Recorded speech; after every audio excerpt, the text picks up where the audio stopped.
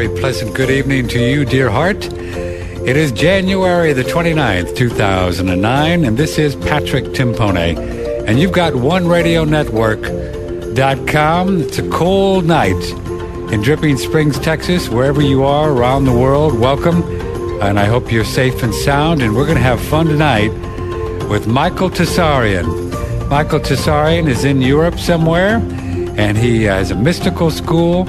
He's a writer, researcher, and just interested in a lot of things when it comes to finding out what the truth is in the world, in politics, the people that run things. He has a new DVD about control, and we'll talk about that. Mr. Tsarion, welcome, and good morning in Europe. Thanks for staying up for us. No, you're welcome, Patrick.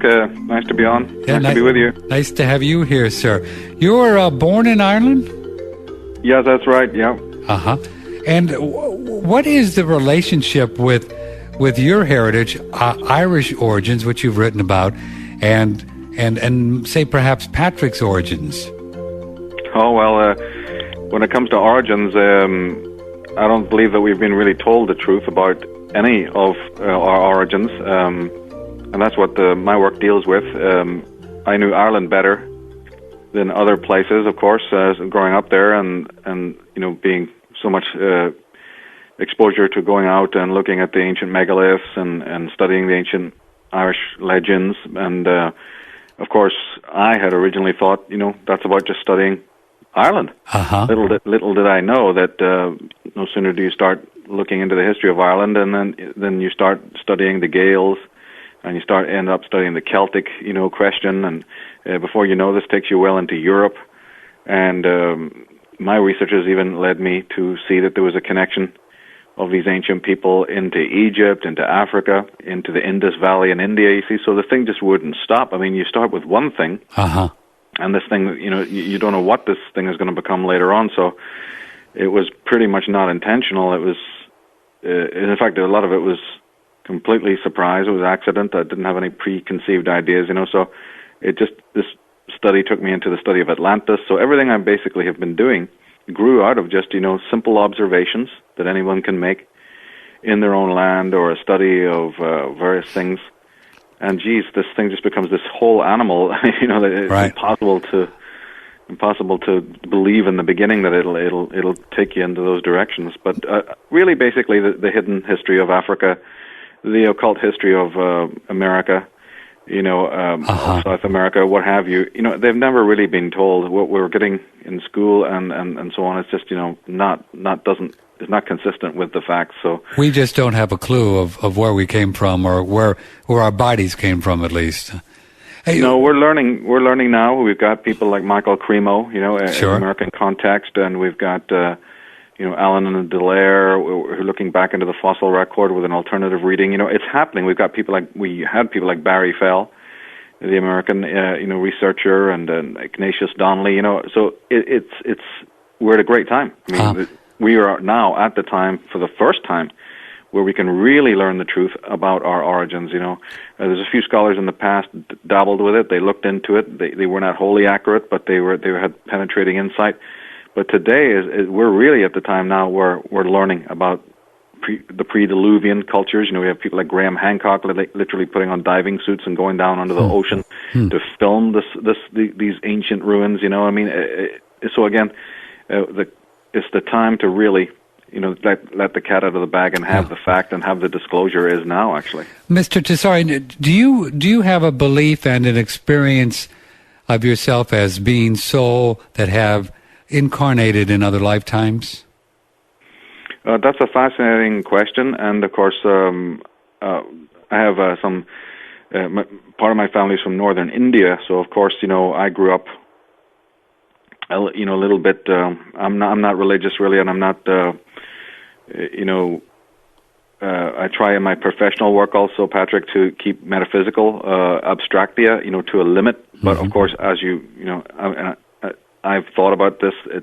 It's something that's always on my mind. I have a personal interest in all of these things, but it's something that I really can't really comment about, you see, because it's a tremendous study, and reincarnation. What happened was that when I was studying the Druids of Ireland, it actually comes back to what we were saying earlier. I did start to realize, and not just the Druids, but the ancient Egyptian belief systems. Uh-huh. It started to look as if we haven't really also been told the truth about subjects like reincarnation, and because for instance, in the ancient Druidic teachings, they have what's called the transmigration of souls. Yes. Concept, which is of course found in many shamanic peoples. It's found in the American Indians of North America. It's found as far away as India, you see. So there's a little bit difference between the concept of the transmigration of souls, which is a pantheistic idea, meaning that when you die, your energy may in fact go back into the living matrix. You may participate, as we're already participating, we're just kind of unconscious of it, into the universal matrix. That is a different theory than what came out of the Brahmin Hindu priestarchies of India, this more codified, more patriarchal, a little bit more exploitative concept of reincarnation, in which they're saying, well, basically, look, you're a sinner, you have this thing called karma, and this is what keeps you on the wheel of samsara, coming and going. And so I started to see that what most people know when they're reading about reincarnation is really a bunch of priest lip, a very cunningly skewed, cunningly contorted doctrine, in order to, again, perpetuate the hierarchy, especially the patriarchal hierarchies.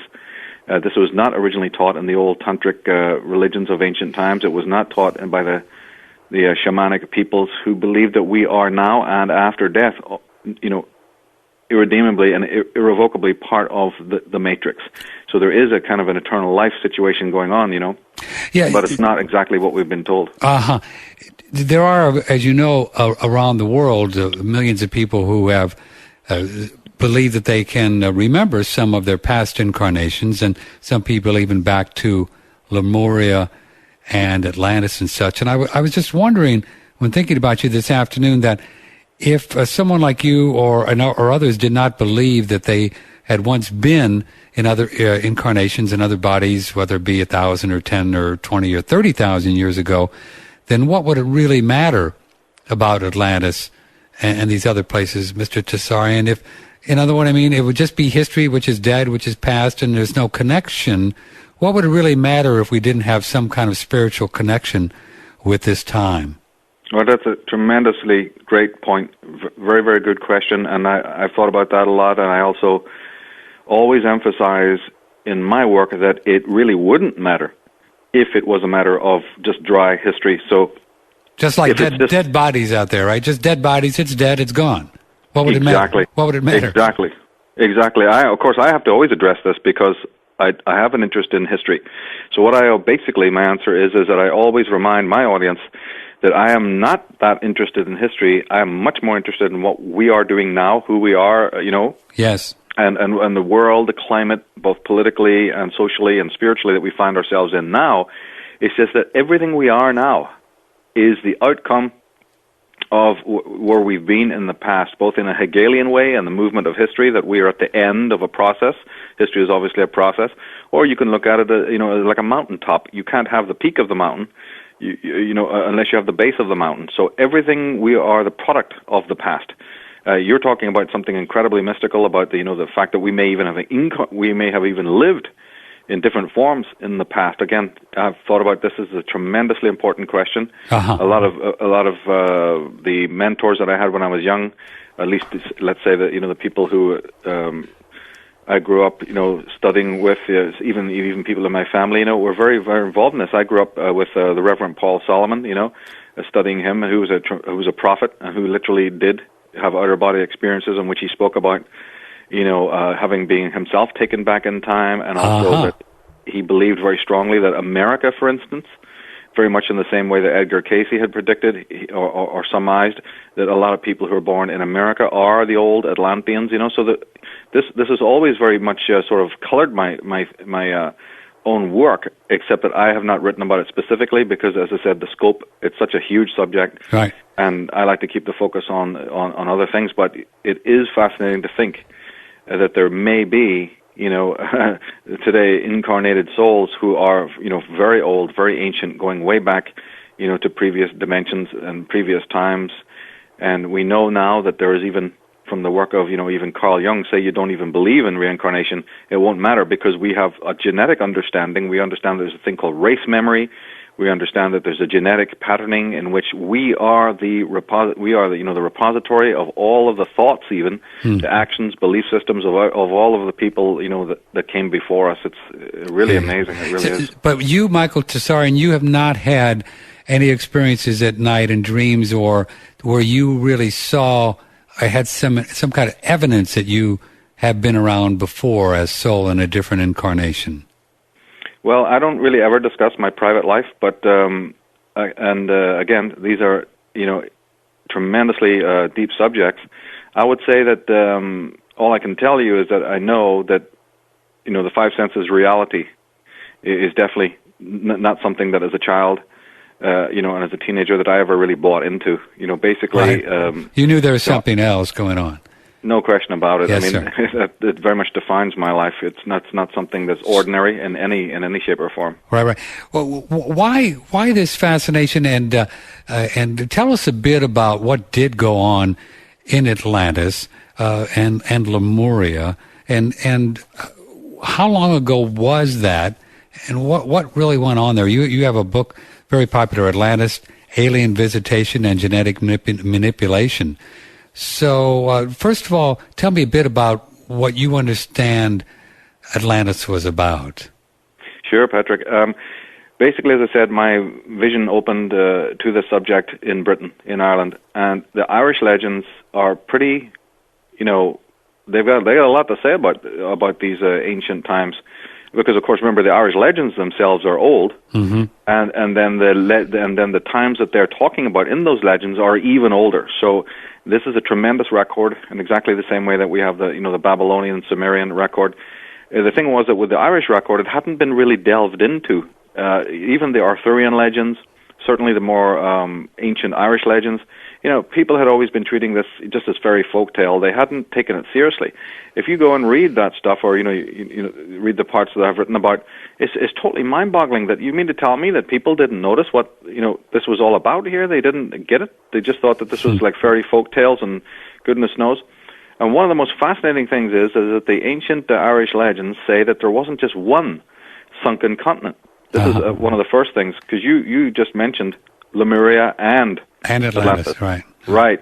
This is corroborated by the Irish legends, that there was not one, there was 2, 3, 4. They even had 4. They had about 4, and if you add that to a couple of other sunken islands that are spoken of in the Arthurian legend, and there's about 3 of them, you have up to like already 6 or 7 lands that are spoken of in just the ordinary readable mythologies of Britain that were lost beneath the sea. This includes Avalon, this includes Lyonesse, and it includes the 4 Gaelic or the 4 Irish land masses. And interestingly, one of those lost lands is known in Gaelic as Murias.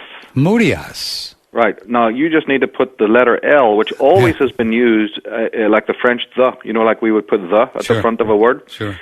So the L was always a word letter that was often added to the beginnings of words that just meant the place. So Murias is obviously very similar to Lemuria, or Murias, the motherland, the mother home. It actually means the very same thing in the ancient Gaelic language. So right there. And then what do we find about it? Oh, this just happened to be a place that once existed above the waves and was destroyed in a mighty cataclysm, hence the origin of the Irish people. You see, the ancestors of the ancestors of the Irish are meant to have come from these 4 sunken, devastated lands, which went down in an enormous deluge. And then check this out: the leader of the people who survived, the leader of the survivors, his name in Gaelic is Nua. Nua. Right. How do you spell that? In Gaelic, it's Nuada. Nua. Or it can be also pronounced Nada. Nada. Right? Or Nuada, or Nua. And this man saved his people, right? He's a king who saved his people by building enormous boats, enormous ships, magical ships, just in the same way that you hear Noah being directed by God to build the ark. The ark was a pretty much magical, vessel, because, of course, it contained all those animals and what have you. Uh-huh. And so the report is that Noah And then we have even in another part of the world, Nata, N-A-T-A, who is the only survivor from the ancient flood. So what is this name? It's amazing. And then we find out, I mean, the thing just goes on from there, like I was saying in the beginning. It becomes so fascinating because these survivors arrive on Ireland, and the legends being quite quizzical and quite fantastical, they have this statement in which they say that the water, that how do they say it? They say that the land of Ireland grew out of the waters. This is how the myths put it, meaning that it was like a living goddess, that they had only one plain. This is like one field at the time, and then came 2 fields, and then came 3 fields, and then came some lakes, and the land magically rose, it became born. Now, of course, turn that round, and what that's a description of course, is the waters receding. Ah, yes. Makes a plain, 2 plains, 3 plains, and finally you have a larger landmass. So again, it might be a little bit tweaked because this is how the mythologies are, but a person with half a brain cell can realize that this is a description, very much like the old Egyptian idea of the primordial hill, arising from the abyss. So many mythologies have this idea of a land mass that is quite small, but then it enlarges, because what the story of that is that the waters are actually receding, and the people are grateful because the lakes are there again, which have fresh water that they can drink. And so the whole of, creation is born anew. It's really, really unbelievable when you get into these Irish legends, what they're talking about. We're talking with Michael Tsarion, and my name is Patrick Timpone, and this is OneRadioNetwork.com. If you care to join us, here's the phone number for you. It is 888-663-6386. That is 888-663-6386. We'll put you on hold and then pick it up live on the air. You'll be able to hear the program on hold. Turn down your computer. For the shy among you, Patrick at OneRadioNetwork.com. A question or a comment for our guest on this Thursday evening, the 29th of January. Mr. Tsarion has written lots of books. He does a show and a presentation called Origins and Oracles. One of his more popular books, Atlantis, Alien Visitation and Genetic Manipulation. A brand new DVD out called Architects of Control, and we'll be talking about the control and who is controlling who on a DVD. All of this available at Michael Tsarion, TSARION.com.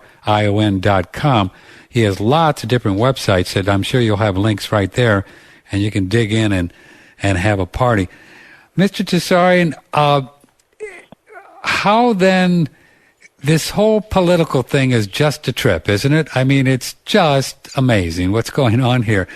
And it almost makes sense to me, your host, that if I didn't really believe in some kind of incarnation and karma and such, I would think that I was just, really just been terribly unlucky to be experiencing the kind of people that we, the people of the world, experience in our politicians, regardless of what country you're in. That's what I mean. It is a question of perspective. That's how it does seem, obviously, to a lot of people. But you can mitigate that when we do as I've been doing and study a little bit of history, and then you find out to your horror. I would say amazement and also horror. That this is. Yeah, that these guys have always been around, that this kind of, duplicitous, greedy, misleading type of individual, you see, has unfortunately been around with us a very, very long time. It's not something is that new. what we would call evil? And it's always been on planet Earth, you suppose? Oh, yeah. I mean, evil ultimately is the violation of nature's laws, and it's also the violation of man's laws, the moral code. So, of course, absolutely, there's no question in my mind that there are evil acts and there's evil people, and the sooner that the human race really understands that, the better it'll be, because then we can get on with diagnosing those people of who they are, and move down that line, to really start to come very clear about what evil is and how it works. But to the best that you've told with your mountains of research, Mr. Tsarion, that there's most often been people in control of other people and they've taken advantage of them in one way or another? Yes, absolutely. Yeah. Absolutely. I refer to this throughout all my work, as the action of the colonization of not only in a political sense, which of course when we use those words, like colonization and colonialization, we're always thinking in military terms, or we're thinking in terms of some political action. But we have to really start to get to understand that this is also has a psychic level. There's a whole other psychological dimension of how people are controlled and also how they allow themselves to be controlled. This is where my work really comes alive. I mean, yes, I do work. My work is controversial. It does talk about a hidden elite. And, it's fascinating to look into all of those questions of the controllers and who they are and what weapons they're using. But at the same time, I believe that a lot of the researchers in my field have a tendency to leave consciousness at the door, and they're not asking the bigger psychological questions of how man comes to be, constantly be putting himself in a state of servitude and in a situation of submission. We also have to look at that question as well in today's age. So you're suggesting that we as human beings, we are making a conscious decision or unconscious, decision of allowing someone to control us by giving up our power in one form or another. Yeah, okay, that's exactly the way to say it. That's precisely it, and it is unconscious. That also needs to be brought out. Nobody, of course, will consciously go for it. I mean, it's conscious to a degree, of course, but that's because Big Brother has co-opted our need to submit, and then puts it in front of us as, oh, you're being very patriotic, you're being respectful of authority, blah blah blah blah blah. So yes, it's partly conscious, but that's still manipulated allegiance. Ultimately, the true psychological complex or need to submit is unconscious. This is why it's so dangerous, you see. This is why my work focuses on it a lot, is to make people a little bit aware. And remember, this goes not just for them political submission. Once we're into that arena, once we're observing that particular vice, that's what turns up in relationships. That's what turns up at the place of work. That's how most people are running their lives. There's some sort of master-slave dichotomy happening even in the most mundane areas of the world, and it's not just found in the corridors of power. This is something that could end up affecting our lives on all levels, So it's the idea that if we continue to live in this control of master-slave relationship, then we do the same thing in other parts of our life with a woman in our life or a man or whatever, and it's a dysfunctional kind of a relationship. That's right. I'm very, very, adamant about that. You see, we find it in the religion. Of course, religion is very much based on, or false religion, let's say, is based on that. And unfortunately, it does creep into the domestic relationships. How parents have a tendency to treat their children is very dominating and hierarchical. There's how men traditionally, had a relationship with women, let's say, and then of course now what's happening in the corporate world, and so forth and so on. So there's the whole idea of domination is exactly the same thing as how people allow themselves to be remotely controlled by government. Yes, but you may, it may be fun and it may be cool, it may be trendy, you see, to keep talking about some hidden elite dominating everyone. But wait a minute, what are we doing in our own personal lives? What are we doing in our own relationships? What are we doing in our marriages? What are we doing at the places of work? Those are injustices as well, and in a way, it's just a matter of dimension and perspective as to which one is worse. So this is where you go when you start heading into the psychological area. Don't we know how many people listening to us right now have had dealings with slumlords, or has dealings with a tyrannical a boss, a person who's an overseer or some unbearable creature at work, or how many of us have had this kind of tyranny in our relationships? You see, so it's a tremendously ubiquitous thing here, and so going to the psychological dimension helps us to get a grasp on even that kind of tyranny, as well as the one that is more macro, and it's a little bit more on the larger political scale. Here's our phone number if you care to join us. Email questions, or you can call. Here's a phone number, 888-663-6386 for Michael Tsarion, or Patrick at OneRadioNetwork.com. Here's an email from Dr. Sutter, Dr. Kenneth Sutter. He's talking 2012, The Destiny of Man. I think, isn't that that's a work of yours, Michael Tsarion? I have several works with 2012, several writings, but he's probably referring to the DVD, yeah, which is maybe so. It's called 2012, Where History Ends. He said, well, what do you see after? And he's just going to skip right over 12, which I was going to ask you about, but go ahead and we'll take the email question. What do you see after 2012? Well, this is also the theme, by the way, of the new DVD, Architects of Control, and which deals a lot in this question of the countdown to 2012, and also what might potentially lead beyond. Let me first say, of course, that I do not believe that the world is going to end or any of that the catastrophic stuff. But what I do believe is that there's going to be there is already happening, and there will be at that time, a radical change in lifestyle and also in thought patterns and also behavior. I think we're on a countdown to the beginning. 2012, you see that date, might be a milestone. It might be the beginning of what is known as the post-human or transhuman world. And what this means... Post-human? Post-human? Does that mean we humans are going to go away? It means that what is human will go away within the human. Within the human, and believe me, that's already happening. Within the human, all that really constitutes true humanity is already in a sort of a senility stage. So 2012, you see, my reading of it is that is what is basically happening, where man, the robot, man, the artificial creature, man, the creature who is either drugged, medicated, and utterly a member of a global village type situation. This is, to me, what is defined by the transhuman or the post-human world, in which basically all the idioms that we grew up with, all the things that our forefathers understood about virtue and morality and community and all of these kinds of things, it will be no more, basically. And you see, this is being described by people as time speeding up. There's different ways that people have sort of alluded to this. Okay, go ahead, sir. Sorry. Well, we only need to look at what Big Brother is up to with the whole move with this super technology and the genome project, and also the working on the organic computer, with the super surveillance, with the RFID chips, with all sorts of brain implants and types of things. You see, there's something going on here. It's quite alarming. And also remember, my work has a lot to do with studying the symbolism of the various corporations and the various individuals who have these orgs, these think tanks, who are behind this kind of super technology. You see, has always been worrisome to me, because I recognize those symbols that these people are using. These are symbols that come out of Freemasonry. They're symbols that come out of the Knights Templar. They're symbols that come out of the Rosicrucians and the Illuminati and various other orgs. So there's a bit of a tie in there with the worrisome symbolism that these people are using in their commercials and their advertisements and their logos and emblems, that lets us know that there's an occult agenda behind this move towards greater and greater and greater technology and greater sort of global village, one world order situation. Yes, so it's no accident then that it's working towards a big total global monetary control with the corporations and the banks buying all the assets. I mean, it's a well-planned event, is what you're saying.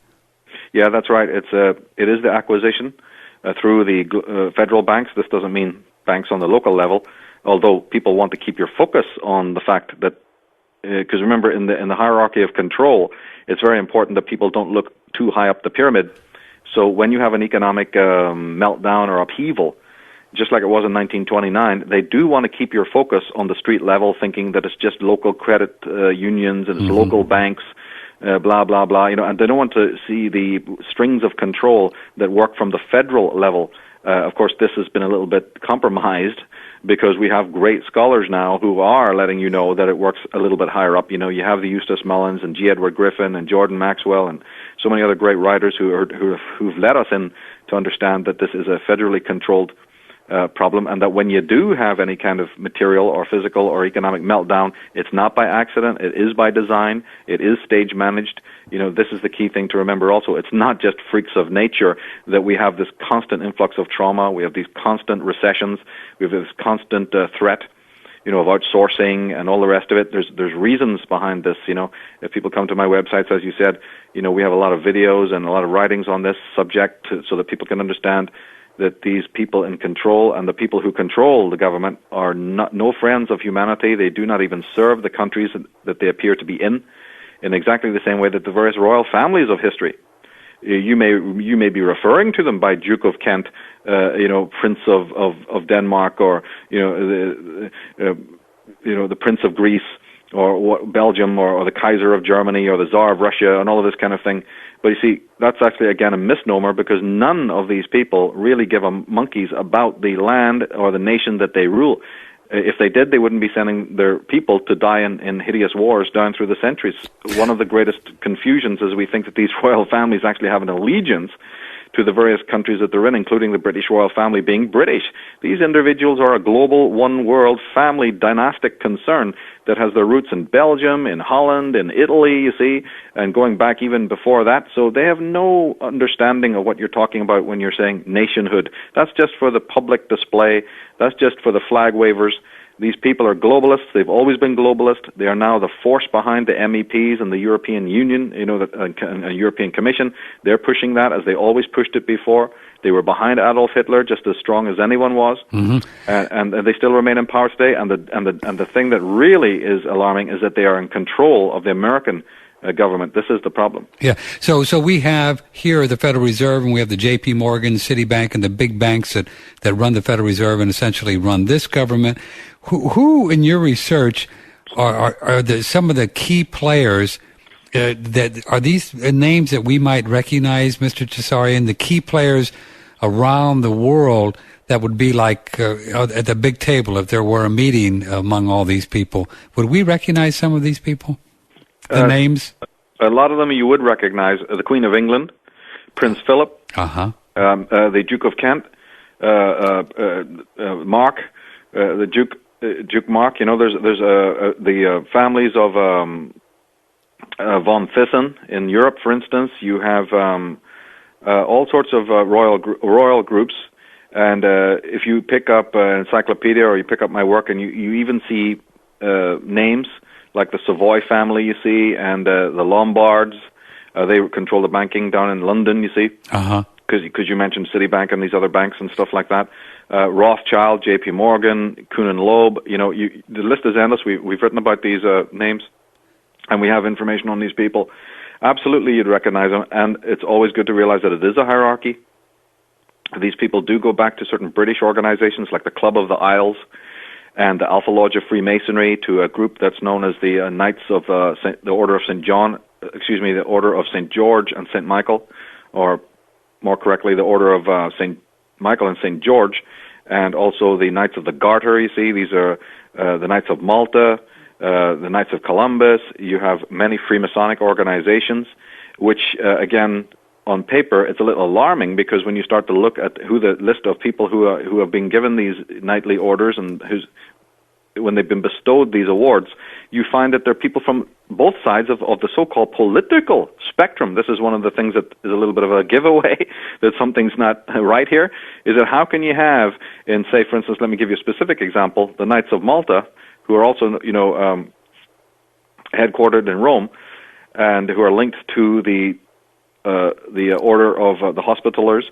How can it be that in the same order you have people like Nelson Mandela, who's considered an extremely left-wing, socialist type of individual, sort of a freedom lover and a humanitarian, and then the same order features people like von Papen, the Nazi, and people like Hermann Göring, for instance, and Benito Mussolini, and a host of the most extreme right-wing fascist, demagogues that the world can imagine. I've got questions for the person who joins.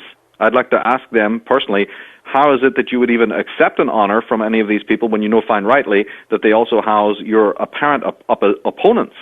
But maybe I don't even need to ask the question, because I've done my research and I've worked out that behind the lodge door of these different, organizations, it doesn't mean anything that you're left or you're right or you're Catholic or you're Protestant or you're Jew or you're Muslim, or even that you're really rich and poor. That does matter. But all of these divisions that we're familiar with in the marketplace, so to speak, have absolutely no meaning once you're behind the lodge door. That's purely for the balcony. That's purely for the marketplace. That's purely for everyone to be tearing each other apart, like you said before. That this political action is really a joke, as you said, and we're not getting anywhere with that. That's right, and it's designed that way. It's set up that way. But if I could just want to let your audience know a couple of names as well. Sure. Is Lyndon LaRouche has written extensively. Sure. He's got a group that includes people like Webster Tarpley as a great scholar. So anyone who's fascinated with this, they don't have to look very far. There's actually American writers who've done amazing work on showing who these names are and also who's behind, who's really the architects of control. So, I would recommend Dope Incorporated, the book by the Lyndon LaRouche Group, and we have Dr. John Coleman. And so if people go to my website and click on, if they go to michaeltsarion.com, click on the Next button, they'll see an article I wrote, and the article is called Weapons of Mass Destruction Found. And in that article, you'll have the links to these various scholars in an American context who've blown the whistle on all of this. So, thank you for giving me the time to mention that. Oh, sure. Well, I've often wondered, Mr. Tsarion, over how is it that there aren't some of these people that just break away and tell the truth about what's really going on? It's almost like they're controlled at some deep level, spiritual level, or what does your research show in that regard? That's one of the most important questions, and I thought about it, especially when we were doing the Architects of Control DVD. This question came up with my colleagues, the co-producers. It has many levels of answer.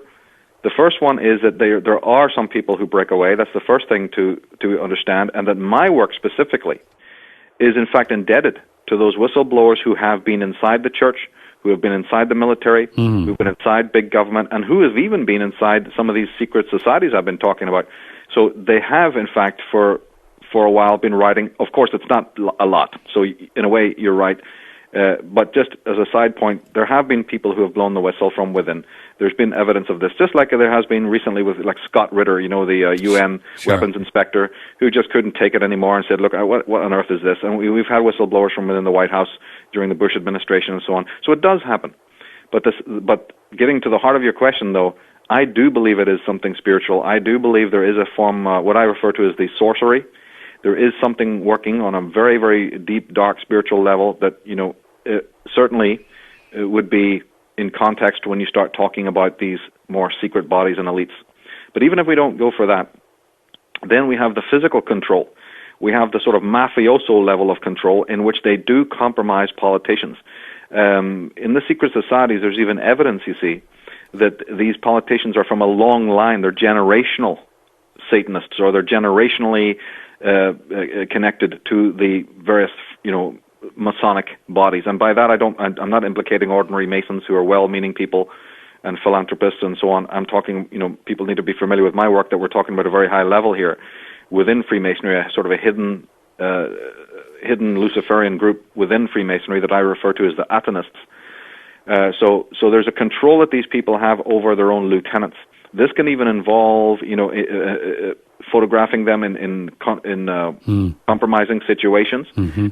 It can involve having sort of a control because you know something about their sexual proclivities, you see, and then you've got them in the bag. Or it can be in other ways that you actually do have them participate in certain rituals, which there's even rumors that this involves the murder of children and other terrible, terrible acts in order, again, in the early stages to try and compromise this guy who's maybe power hungry and greedy enough or stupid enough to do this.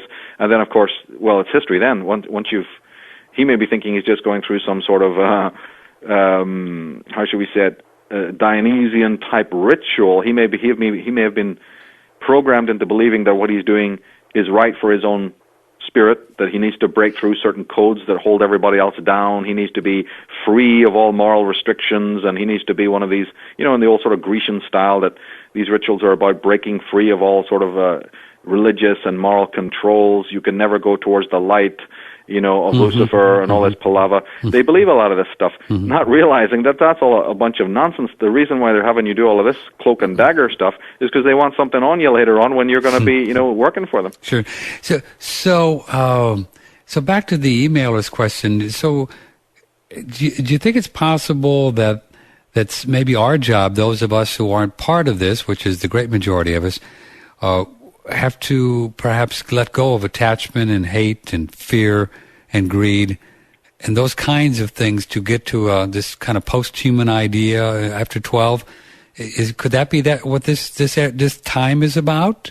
More spiritual involvement for all of us who want to? No, there's no question that that's what it's about, and that's what all of our life is about. From the moment we're born till the day we die, it's about discovery of selfhood. It's about discovery of our virtues and our hidden gifts, and also I would amplify that by saying it also involves discovering what hate, anger, violence, violation is. You see, how can you let go of something if you don't know really what it is? And as people like Nietzsche warned us, you don't want to also throw the baby out with the bath water. Maybe we've been told a pack of lies about certain emotions. Maybe we have certain, virtues within us that we don't even understand. Maybe anger, maybe even certain levels of violence are necessary, because what happens if those happen to be defense reactions, just in the same way that the white blood cells will react, or your human immune system will act when it's under attack? How do we not know that many of the things that we imagine are negative in a certain personality or negative might in fact be the very arising because there are subconscious reactions to being under attack? And if we don't know we're under attack, then of course we might have a myopic understanding of human behavior, which again is then co-opted by Big Brother, who knows exactly how to make use of our blindness in this regard. So yes, it is about spiritual evolution, and yes, it's about freeing ourselves from all of these different kinds of vices, but you first have to diagnose what those vices are, not in the way that we've been hitherto understand. There's a different way to look at the emotions, there's a different way to look at the dynamics of what is going on, so that we come to understand some more subtle things about this particular, war on consciousness and this particular levels of colonialization that's going on. Because it's all well and dandy to be talking about love and forgiveness and charity and all of these things. We got to understand a lot more fundamentals than just that. It works exactly the same way as the body immune system works, so it happens on other levels as well. So do you think that those of us who are not them could perhaps be called upon in some way to protect ourselves from these people? Yeah. I suppose that we're protecting ourselves spiritually simply by not, buying into their, to their game. But then what about on the physical level? How gritty do you think it's possibly going to get in the next few years? Have you thought about that? It can go either way. What I'm seeing is that I believe that there's a core of truth within most human beings, and that particular energy of truth, that nucleus of truth, is always radiating, but it gets covered over and over with debris. Uh-huh. So if this was just a matter of moving furniture on the Titanic and it was all hopeless, then of course it would be pointless, and maybe we'd even deserve what we're going to get down the line. But the thing is that there is already a spirit of rebellion within all human beings. I believe most men, unless you're psychopathic, they do have a natural understanding of what it is to be between right and wrong. I believe this is inbuilt. And therefore, it's only through constant drip-feed manipulation, it's only through the various forms of this, like this war on consciousness, you see, that the human race gets skewed and slightly, tilted, and then off into some other sort of, terrible side road, some terrible route to hell. Mm-hmm. So what's happening now is there's a spirit awakening that is going to sort of create a division by which, the people who are people originally of virtue, what's happening in the world is actually, I believe, fated. It's come because it is time now, because again, there's a strange thing about human nature is that they never change until, things get hot. So a lot of the conflict that we're seeing in the world actually has a spiritual aspect to it in order to help people, really start coming alive now, getting back to some of the older values, understanding what is the difference between virtue and non-virtue. And then there's a group of people, of course, who are not going to make it. They have no spiritual core. They are people who are just committed to living on the surface of themselves and working in the power dynamic. And there's another group of people who are being called to awaken and to find their center again and to find their bliss and also attach, as you said, to nothing and let go and see it as an adventure rather than as some sort of crisis. And there are many people out there that I've talked with, and your host may be included in this, that it's almost a blessing to be here now, because what a better way to really tell the difference between good and evil and right and wrong in such a, this huge dynamic of up and down and yep. light and dark as we're experiencing now. I mean, it's so absurd out there that it's just like unreal on some levels, on many levels. Yeah, and it's also a good thing because you were talking there about the practical levels. What I also see there is that you see people are now starting to learn more about permaculture. They're starting to learn more about sustainable living. just as if people have learned about recycling and vegetarianism or what have you, you see.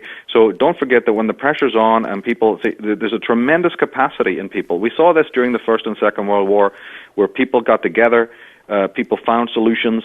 It was almost like euphoric in many ways, in which people bonded in a way that they never have done before or since. So yes, crisis is bad. It's not good, in its own way. But again, when you pull back from the canvas, you start to realize that the human being is a very strange creature. He literally does roll over and go to sleep when everything is just wonderful and everything, and the sun is shining. Unfortunately, he becomes very, very apathetic. This is certainly the case in the American context. So strange as it seems, Mother Nature, that God force or whatever you want to call it, has a particular way of bringing reality right there in front of you when it needs to be there, and people have the resilience to be motivated. And so what I'm seeing now, especially amongst the young, in fact, the DVD we just did is very much focused on the newcomers to this kind of information. I believe people were preaching a little bit too much to the choir with this. And it wasn't enough addressing of the new people who are coming into this by the 1,000 every day. Mm-hmm. So that was a focus of ours. But again, there's a lot of awakening taking place here and a lot of questions being asked about people. And I hope that does mean that they will also not just be running around looking for political and social solutions. I hope that it will have the spiritual component in which people also change emotionally. Well, they also start looking to the inner house, and they start looking to their psychology. This is important, as well as other kinds of, renovation. Now, you travel a lot, Mr. Tsarion, and how what differences or similarities are you finding in Europe, Greater Europe, with awareness, with proactiveness, with the bravery or adventurous people into these matters compared to, say, the United States? It's like night and day. Night and day, how so? That the people in Europe are pretty much clueless. Really? Yeah. I thought they were ahead in so many areas with the Germans and the health and the GMO and a lot of things like that. And they just banned mercury fillings in Sweden, which it'll probably take 20 years for us to get here. So I was under the impression they were a bit ahead in many areas, but you say not. In some areas, there's a lot of. When you asked the question, I was thinking more about the whole question of the New World Order and the conspiratorial. It's very different. We're much more aware in this country. Oh my God, it's like night and day. I mean, you only have to get David Icke on and ask him about his little life. Yeah, we talked to David last month. He was just great. Right. Yeah.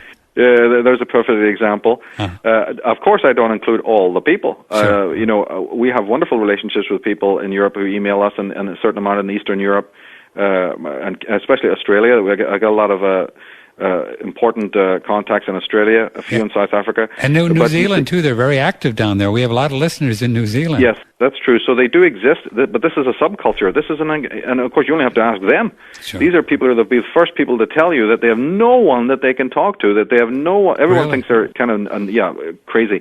And you really will see that if you walk around. You'll get totally blank stares if you ever try to, whereas in America, I got partly into this because they were telling me I would stop at the bus stops in America when I went to work, and guys would be pulling out dollar bills going, "Hey man, do you see this?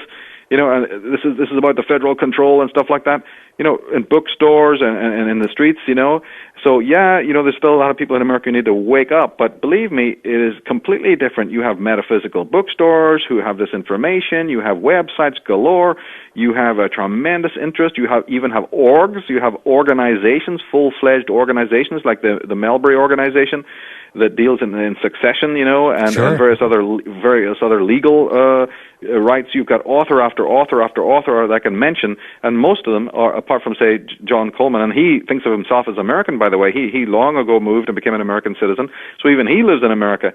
So if you have a list of the books that I've got on my reading lists, or you look at the various authors and titles and YouTubes, you're going to see it's American. It's even the young kids who are putting up these little YouTubes, you see, on symbolism and on various aspects of what they're doing. Your show, you've got Alex Jones, you've got Coast to Coast, you have Jeff Rentz, you have, so many other great programs on there. Where are they all?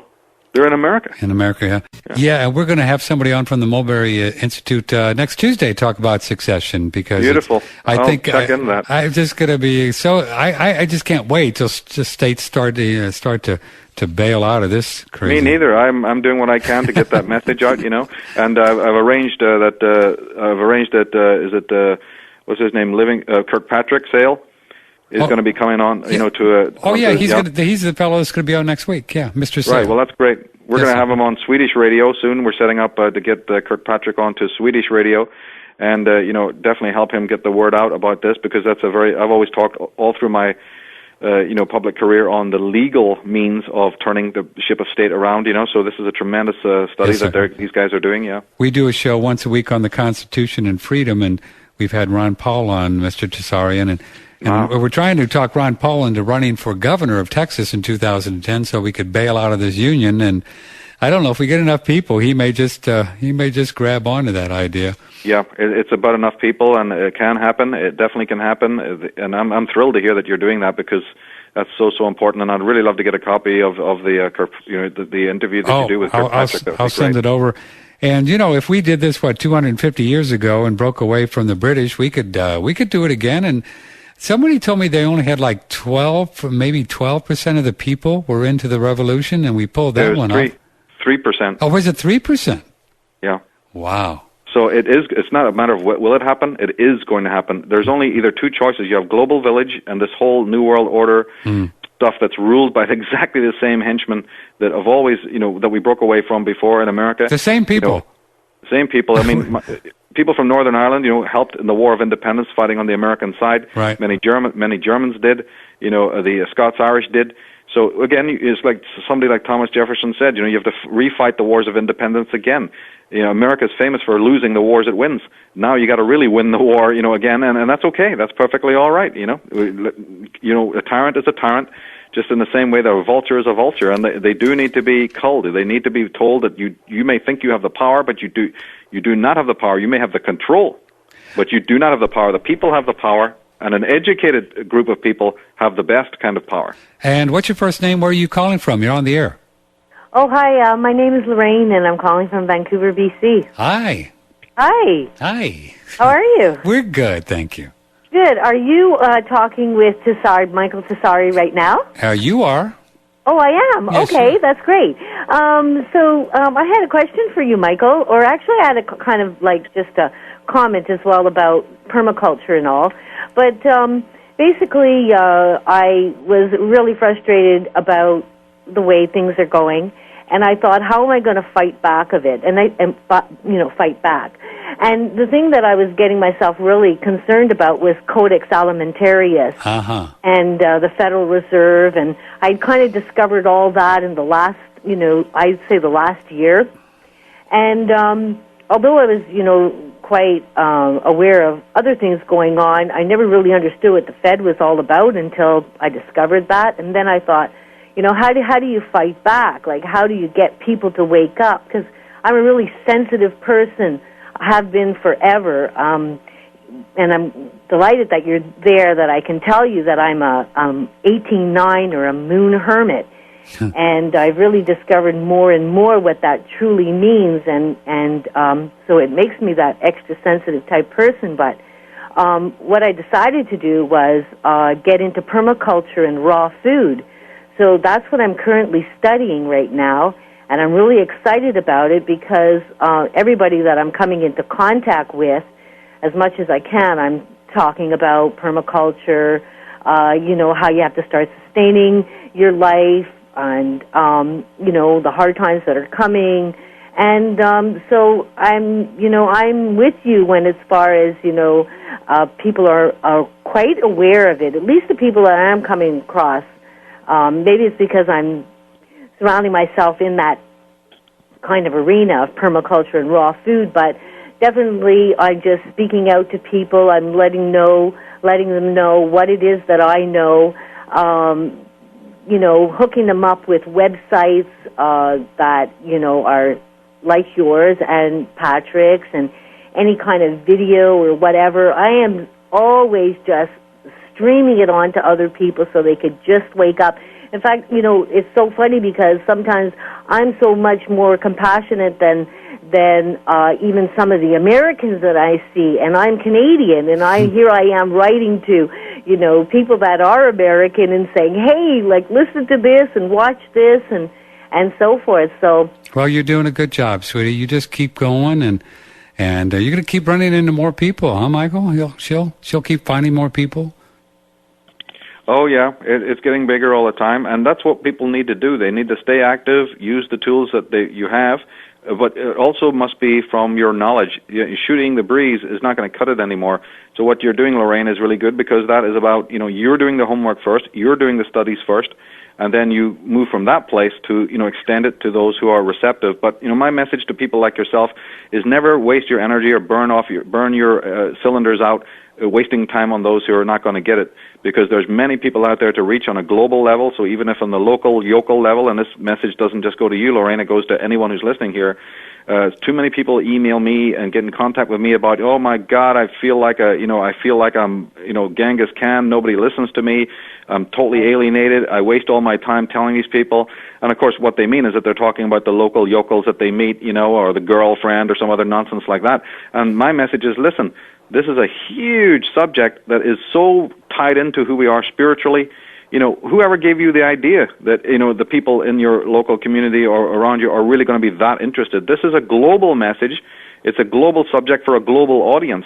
And now through the internet, through radio, and through various other means, you see, television, cable access, writing, a book form, whatever, the people are there, but they're scattered all over the world in this sort of, diverse way. So, again, to limit people's frustration, realize that, look, if you're not immediately met with a bunch of trumpet fanfare about what you're into, don't despair. It comes because it's the nature of the subject that you're studying. Is a tremendously controversial and very fringe and very deep, in a way, subject. It's not going to be for everyone, and in your local area, you may be lucky to even find just even a handful of sincere people who are into what you're doing. But that shouldn't mean that you stop. You just realize, listen, I'll just take it to the next level. Just go to somebody else. Yeah. Yeah, keep moving, Oh, yeah, for sure. Because, I don't take it lightly myself. Like, I really treasure, the life that I have. And the funny thing is that the more I investigate this, it's like the more I find out things about, who I am as a spiritual individual, like coming across, knowing that, I've discovered that I'm a hermit moon, and that I'm a triple Taurus, that I'm a cosmic blue storm, and all of these things, can explain to me why is it that I'm so passionate or so driven or so, like, sensitive and, like, just, I just got to do something. And it's you can't write off those things because symbolically if you could relate to it, and it seems to me it was easy for me to relate to it, it's just another driving force. It's the confidence that it gives you to say, hey, yeah, you know what? I am real and I am right, and it feels good, and just go for it regardless. There you go. And Lorraine, don't forget now, every Wednesday we have our show on the Federal Reserve with Andrew Goss, The Real World of Money. You said you were a student of that every Wednesday, and this guy really knows his stuff about the Fed. We were actually talking, Michael, about Eustace Mullins last night, because he was a mentor of Andrew Goss, and we can't seem to find dear Eustace, and we hope that he's well. I had the pleasure of interviewing him many years ago, but it's hard to be found right now. Here's an email from Wayne. Great show. Thank you. I'm enjoying it. Is Michael familiar with the writings of Wallace Wattles? Wallace Wattles. No, that doesn't sound familiar, actually. Never heard. Does it say what? No, he doesn't say. But it is. I've never heard that one. But the one comment about what Lorraine was saying there about her astrology and the divination arts, it's, again, I would really amplify that one of the great studies of life, because we've always been talking here about how anything that we're doing socially is really sort of an extension of who we are spiritually, and it's a feedback loop. The divination arts and looking at our astrology is very much a help. It's an assistant. It's like looking into a mirror that then tells us more about ourselves, and our complexion. It's also a key part of all of this to help build up the psychic immunity. Because remember, the psychically unimmune person who hasn't the faintest idea who he is, where he's come from, and where he's going, is hardly going to be in a position to help himself or anybody else. This whole thing starts with discovering who we are as individuals, again, bringing out our own individual capacities and moving from that place so that our foundation is very, very strong. We're doing what we're doing because it's written in our stars, so to speak. This is also very important because, again, we addressed this in the latest DVD, is that too many people who are into this subject are merely intellectual. They just want to grasp this kind of information because it's like cool or trendy now. Yes, sir. There's a lot of bandwagon hopping, and there's a lack of sincerity, and then they're into this, they're into that, they're into this, they're like butterflies. Or you have another group who become fanatically fixated on one particular teacher or one particular little clique, and then they don't move for about 50 years. They become totally fossilized, which has again happened even outside this particular area of study. But you see, so there's lots of pitfalls. And again, what I see in that is that these individuals are not really sincere. They've lost the truth that it is connected to our spiritual destiny, and that no man who is not dealing with his inner house first has a hope in hell of changing, anything in the social milieu. He might just muddy the waters. He may egoistically think that he's doing a great deal, but as a matter of fact, his work is going to really come to nothing unless he's already aware of how this impinges his own spiritual inner, development. Very well said. One thing I'd like to say that might help our listeners too, as we reach out there, Mr. Tsarion and listeners, is that I've found over the years, many years of looking spiritually of who I am, because I just keep asking, what am I doing here? Who am I? And I've had glimpses of some past lives, and I've really experienced reincarnation. So for me, it's a truth and not just a belief. And by doing that, it's really helped me to understand, for Patrick, now I'm just speaking for myself, that I've created all the good guys and the bad guys and the people in between. And when I began to understand that, it really helped me to let go of any anger and frustration that I had, for example, for the government and for other people. And because it was kind of my karma, and it really helped me to understand that it was okay. I wasn't going to let them take advantage of me anymore, but at least I could let go of the anger. And when I let go of the anger, it really helped me to do more research and read your kind of books, and without getting flipped out. Oh, it's so important. It's so important. It really is important, isn't it? Yeah. This might start as a kind of a hobby for people. But what I'm seeing is since 9/11, you see, is it's not been like that. What I'm seeing is an enormous passion from the new people coming in. This is what is really inspiring to me. It doesn't mean they're right. It doesn't mean that they're not going to get waylaid or confused. But what I am seeing is that there has been a lot of passion. I've seen this physically at the conferences that I've done. I get 200 odd emails a day, plus the forum comments on my forum. So it's absolutely factual that people are hungry for this information. And what also starts to develop over time, of course, and people shouldn't beat themselves up if they don't have it in the beginning, is that discernment.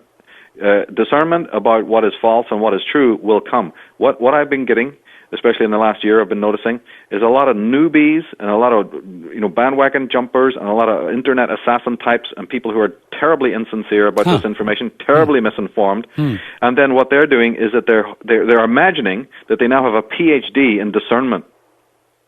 I see. Very interesting. And that they're the last judge and jury of who is right and who's wrong. I mean, you may have that for some like the movie Punisher or some other sitcom, right, some other Hollywood crazy movie in which you just go around massacring the people who you think are wrong. But that works in fiction. It doesn't work in the subjects that are as sacred as these, to be pointing the fingers and pretending that you're the last port of call. Sure. As to what is true. That's born out of insecurity. It's born out of terrible, terrible fear.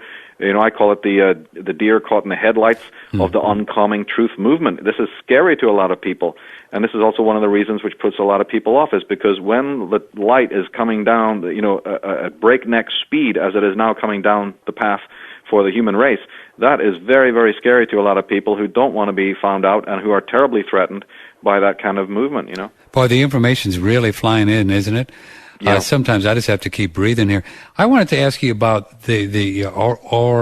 your ideas about our origins.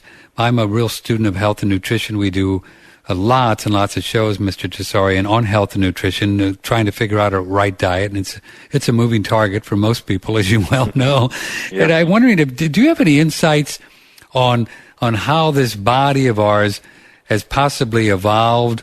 You know, I get the feeling, I don't know why, that there was some kind of intervention somewhere along the line. Do you have any insights into that where possibly some people other than planet Earth hasn't been involved with manipulating this thing we call the body? Well, yes. This goes along with my theories on Atlantis. As I continued studying what the Irish records were saying, and it got me into some of the stuff in South America, it got me deeper into even things of the Sumerian record and certainly other lands, it started to look as if something bizarre had taken place. Originally, when we start talking, you asked about dates. You said, when did when Atlantis, right? Yeah, happen. And of course, there's two major dates that stand out, and so it could be. These are two major dates. One is about 50,000 years ago. 50? Some kind of amazing cataclysm took place, which could have been a sign that there was something going on then. It's hard to know. And then more recently, about 13,000 or 13,500 years ago, there was another major event. And in between those two events were other mini events. And then after 13,000 years ago, there have been a bunch of other catastrophes that have been slightly less, dramatic. But at 2 points in the fossil record, we see that about 50,000 years ago, there was some sort of cosmic devastation that affected the Earth terribly. Huh. And then again, the 13,000 years. So people can take their pick. I've worked with both dates, and I've tried to work with both dates. But again, nobody can be totally sure.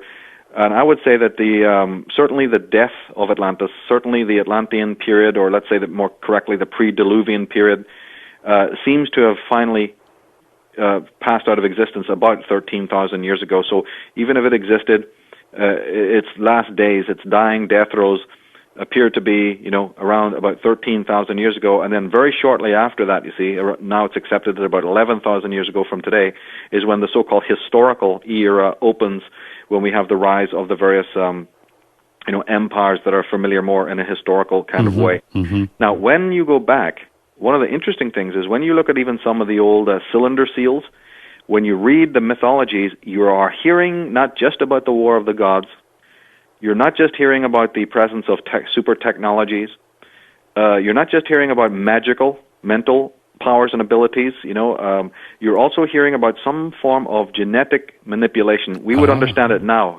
Through the hundreds of years, people would have never used the term genetic. So remember we were talking in the beginning about this era being special for us? Yes. It's because we have rediscovered some of the super technologies, you see, that were being used in the ancient days so that we can understand now when we go back and read the myths and we see descriptions of cryogenic chambers or cybernetics, and we see information about super weaponry, and when we see information in the Mahabharata and in the Irish legends, you see, about this tampering with the DNA and the chromosomes, we can understand it now. Our forefathers didn't because they didn't have the technology before the industrial age. So the reason it's in our awareness because maybe it's happened before. It did happen before, and this has been even corroborated by people like Robert Oppenheimer, who, when asked about whether the atomic bomb at Hiroshima was the first one to be dropped, or the one at Alamogordo was the first one to be dropped, what does he say? He goes, well, yes, in modern times, of course. Hang on a minute. What? That these insiders know something we don't know? Yeah, you bet they do. They know that in the Mahabharata and the unedited Vedas, there it is. There's the information about the flying ships, the flying crafts, the war of the gods, the terrible upheaval, the age of cataclysm. So with this genetic manipulation, I believe there was a primal trauma. Trauma? Yeah. Well, of course, tinkering around with any part of your biology is going to traumatize. Pretty traumatic.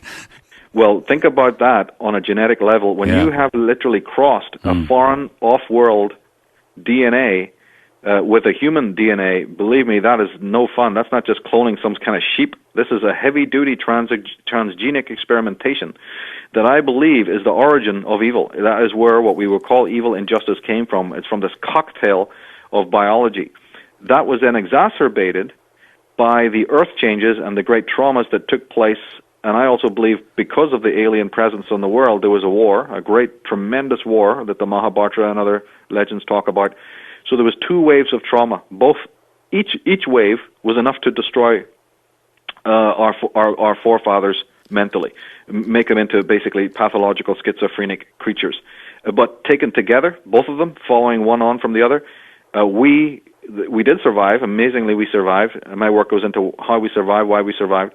But we survived as bicameral creatures. We had a divided psyche. What's that word you use? Bicameral, divided brain kind of thing? Yeah, exactly. Divided brain. We're basically schizoid. We're schizophrenic people. Well, we're fragmented.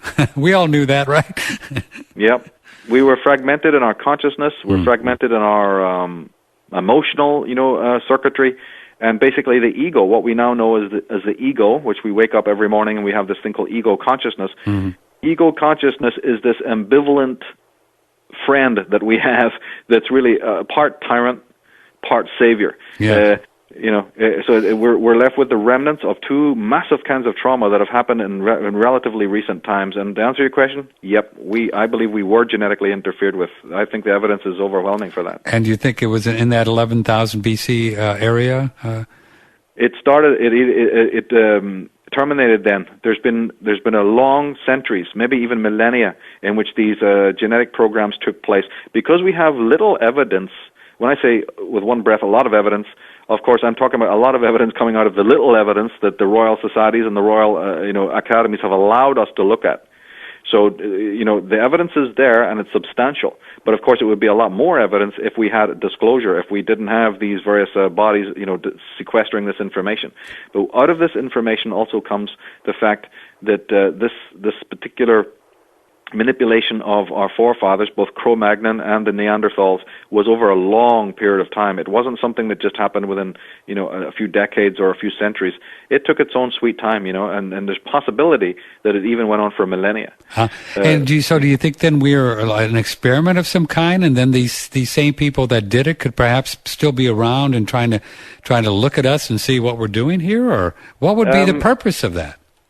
What would be the motive behind that? Oh, well, the motive for the original interference was that the visitors needed slaves. They needed workers. They were desperate. In one way, you can't blame them. I mean, I do blame them, but in one way, just imagine for a moment that we're very, very accepting.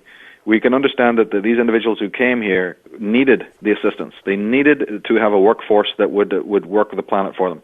We're working it for them, aren't we? Yeah, right. Now, but to be specific about what you're asking, and I get this asked a lot, is it's not quite right to say that there's an us and them in that context. It's not that this alien strain remains in a pure alien form.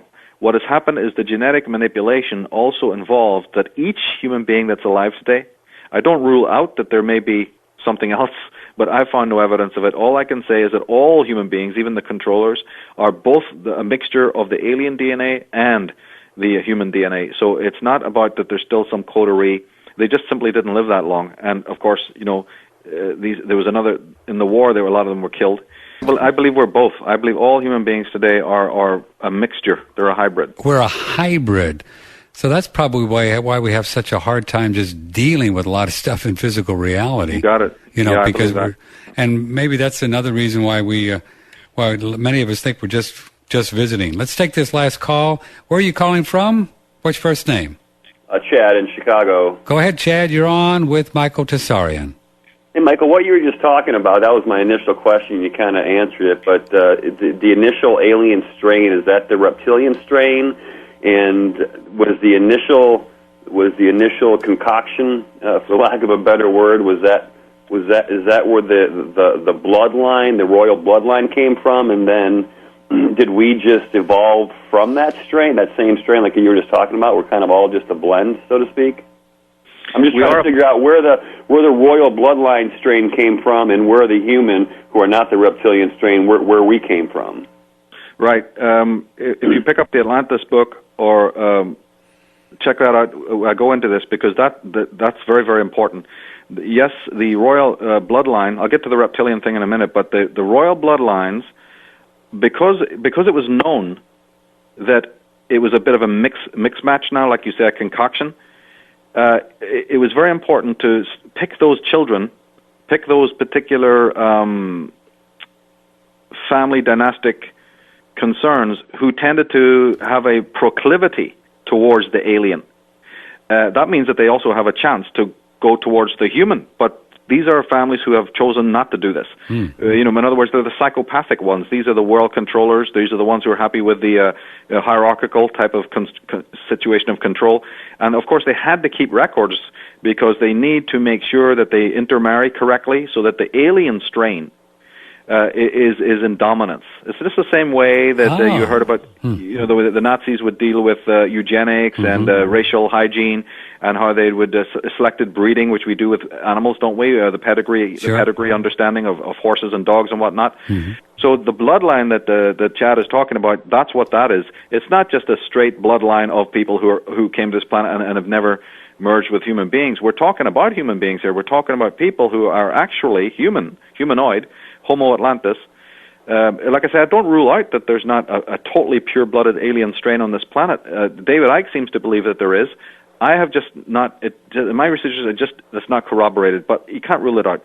Now, getting to the thing about reptilians, where I come in with that is I do believe they exist, but I believe that they were another sort of another level of experimentation. In this experimentation, there could have been endless amount of different experimentation.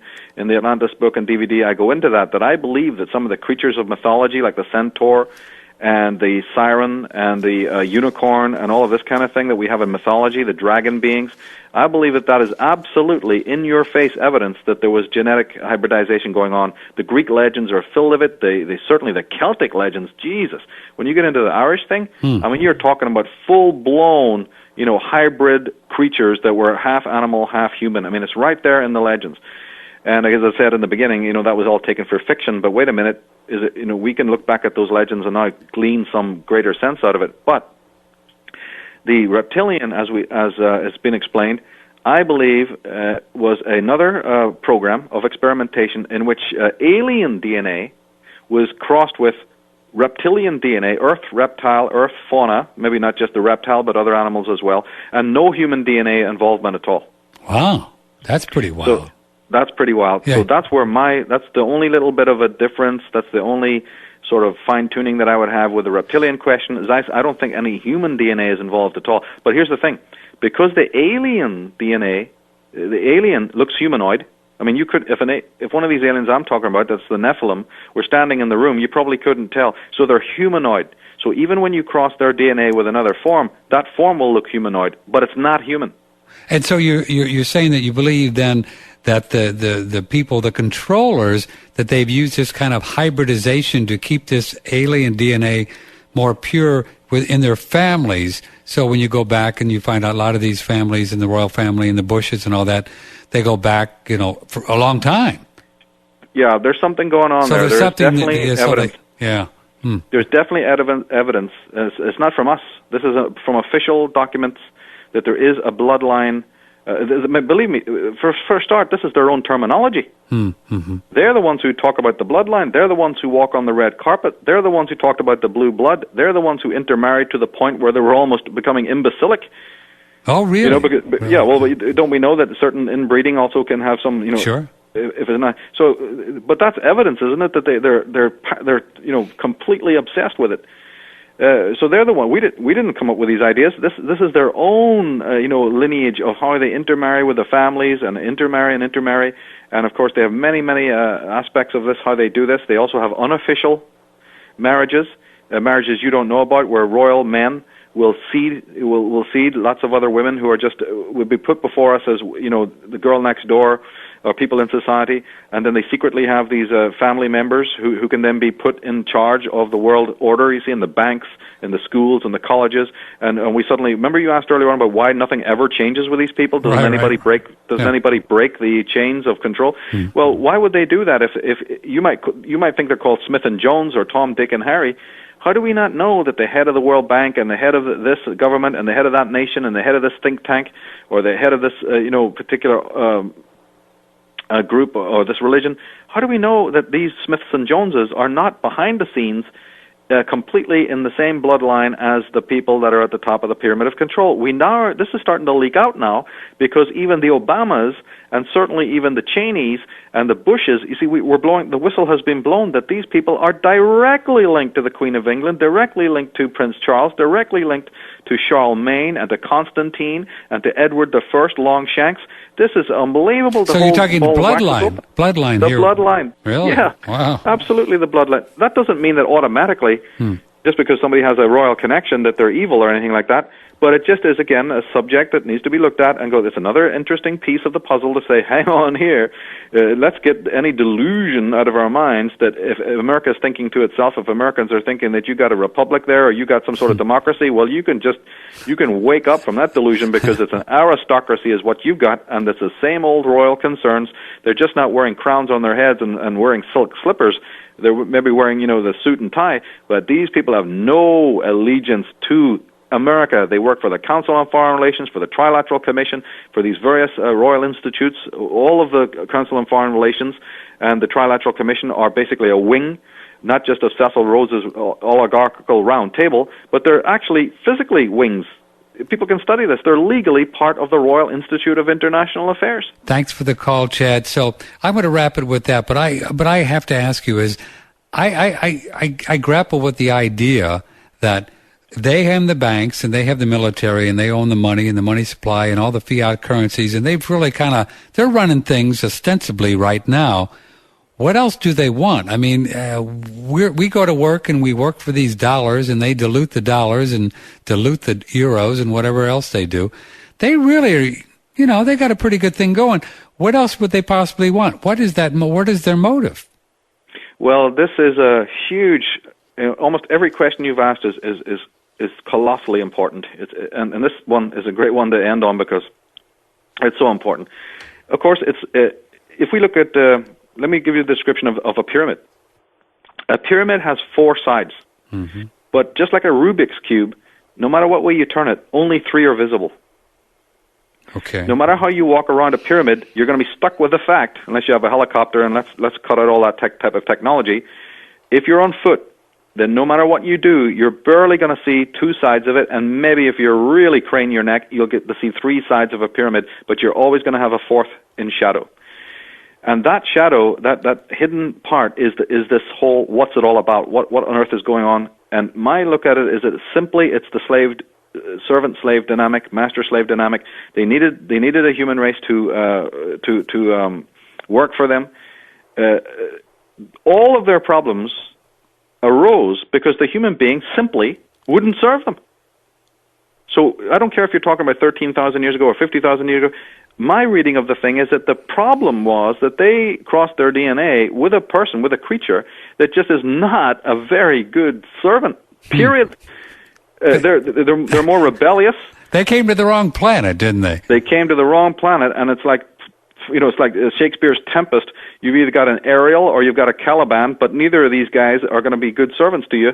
So what the situation is that's why they went for the reptilian. They crossed their DNA with the reptilians in order to create a being that would just be completely mindlessly a servant with no human DNA at all, and it's argumentable about whether or not they got their perfect servant there. I think they did.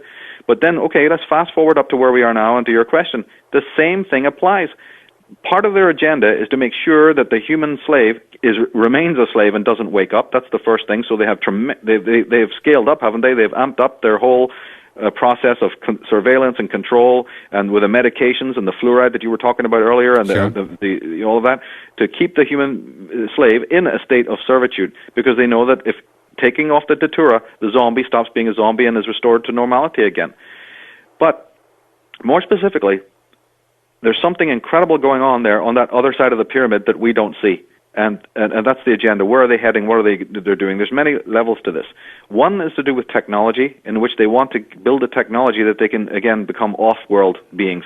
That's what the space program and that's what SDI was all about, is the ability that once they came to this planet, and they're still part of their DNA, that wants to leave, and roam the skies as their forefathers once did. So here they need to build and build and build the technology down through the centuries so that they get the technology again to be able to do that, to have the ability to leave the planet and travel in space. That's one aspect.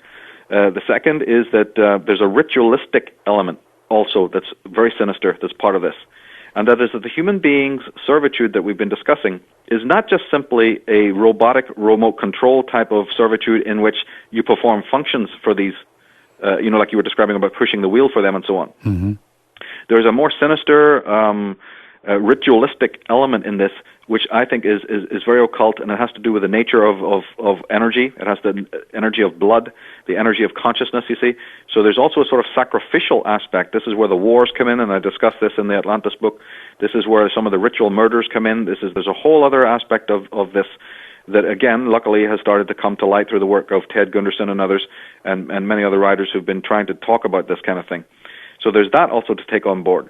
And then, inevitably, to finish answering your question, is like, what is their plan for tomorrow? Where are they heading? Is partly the technology they want to enhance?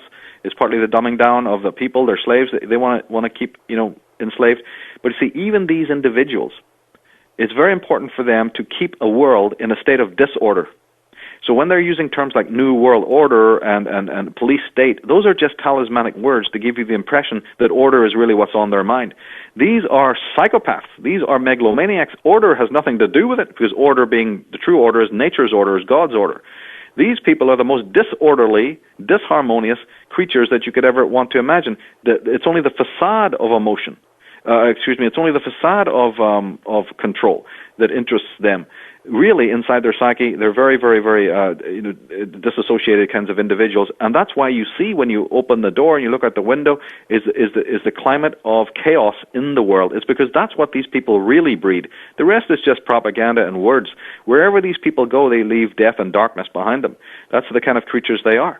And that's what we're trying to combat. You see, so it's partly that to understand the nature of the psychopath, you're not understanding a sane person. So don't expect sane behavior, you see.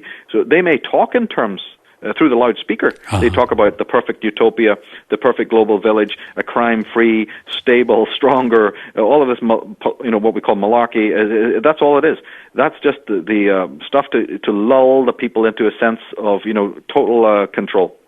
Well, and it's Ultimately, they're about devastation, wreck, and ruin, just like all the colonialists of the past have been, about mass murder, genocide, confiscation, and extortion. That's what they're about. And I'm a political atheist, but I could say, in your host's eyes, for what it's worth, it seems like Mr. Obama is like the perfect person, for this time for them. This is like sure. You can take the blood-soaked, bone-field road to hell.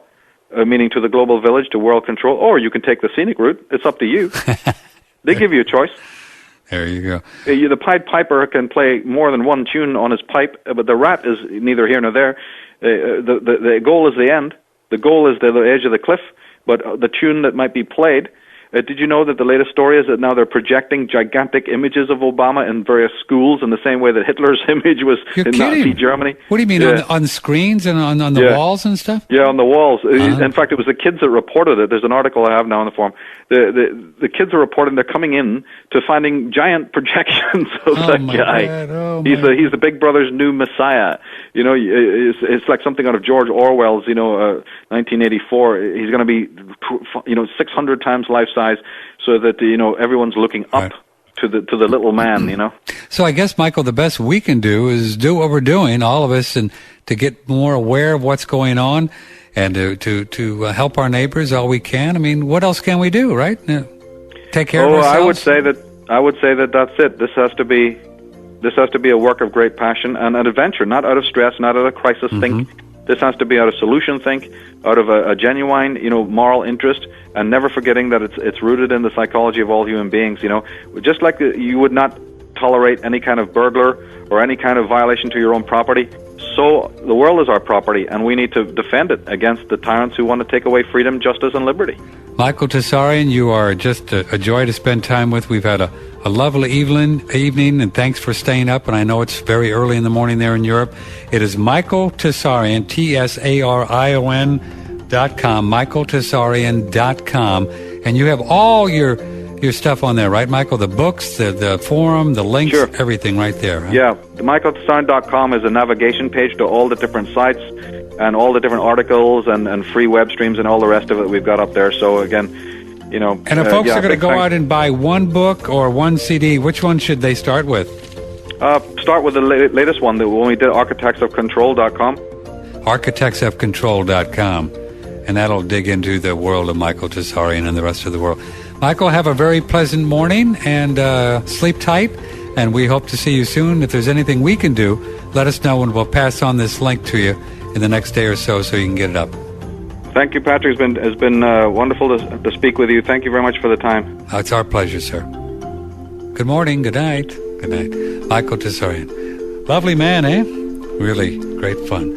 Well, thanks for hanging out all this time. We had a good time. We will talk to you tomorrow night at 7 o'clock. And it's Open Phone Friday, and it's great fun. We really kind of wrap up the week, talk about some of the interviews, talk about a lot of health things, answer questions about your health.